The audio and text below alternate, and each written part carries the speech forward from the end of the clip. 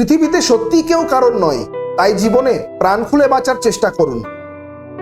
নিজেকে ভালো রাখার দায়িত্ব নিজেকেই নিতে হবে, কারণ খারাপ থাকলে কেউ ভালো রাখতে আসবে না।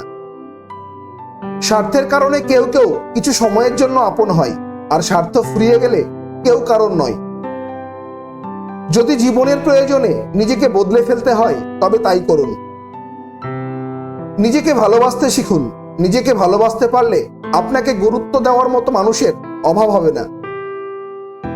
জীবনের সব লড়াই একাই লড়তে হবে। মানুষ কেবল সান্ত্বনা দিয়েই চলে যাবে, কেউ সাথে থাকবে না।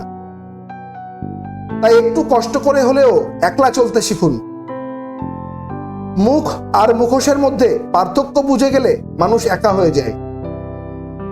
জীবনের প্রতিটি ক্ষেত্রে মায়া ত্যাগ করতে হয়, নিজের আবেগকে বিসর্জন দিতে হয়, তবেই ভালো থাকা যায়।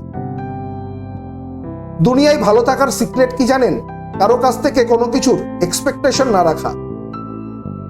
বুকের ভেতরটা সবার জন্য ব্যথা হয় না, যার জন্য ব্যথা হয় সে কখনোই তার খোঁজ রাখে না।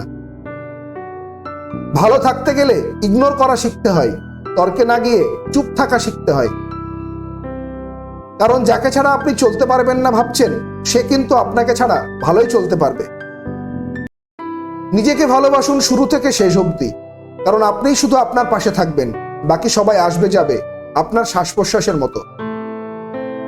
জল কিন্তু একই, তবুও তার সঙ্গীর কারণে এর পার্থক্য হয়। তাই তো বলা হয় সৎসঙ্গে স্বর্গবাস, আর অসৎসঙ্গে সর্বনাশ। দুঃসময় এলেই মুখোশের আড়ালে মানুষ চেনা যায়। একদিন সময়ের চাকা ঘুরবে, সেদিন আপনারও দিন আসবে। দেরিতে হলেও নিজের পায়ে দাঁড়ান, কারণ মানুষ সবার শেষে আপনার যোগ্যতাটাই জিজ্ঞাসা করবে। কখনো ভেঙে পড়বেন না।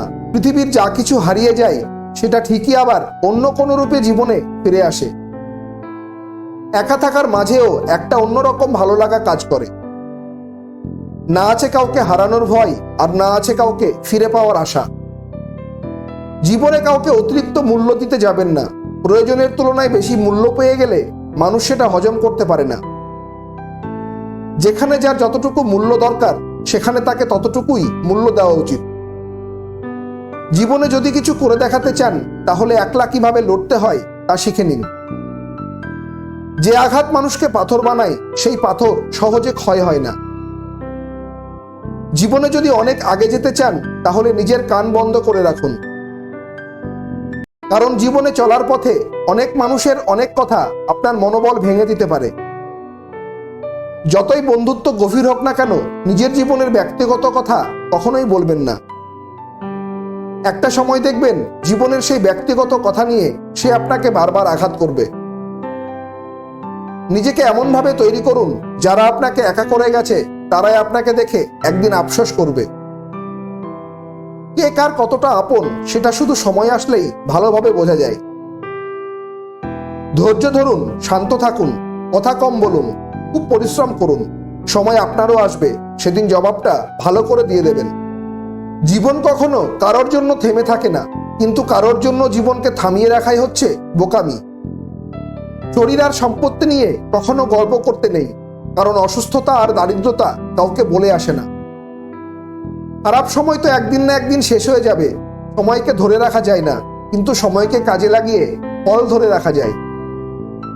বুদ্ধিমান মানুষেরা একা থাকে, আর একা থাকাটা দুর্বলতা নয়, একা থাকতে পারাটা একটা যোগ্যতা। তাই সবাই একা থাকতে পারে না।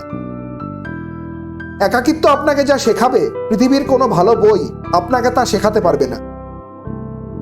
আপনার কাজকে আপনি যদি ভালোবাসতে পারেন, অর্থাৎ আপনি যদি নিজের কাজ নিয়ে খুশি হন, তাহলে আপনি অবশ্যই সফল হবেন।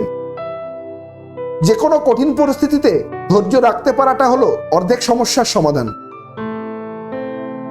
আজকের ভিডিওটি এই পর্যন্তই। আজকের ভিডিওর মতো পরবর্তী অনুপ্রেরণামূলক ভিডিও দেখতে হলে চ্যানেলটিকে অবশ্যই সাবস্ক্রাইব করে পাশে থাকা বেল আইকনটি প্রেস করবেন।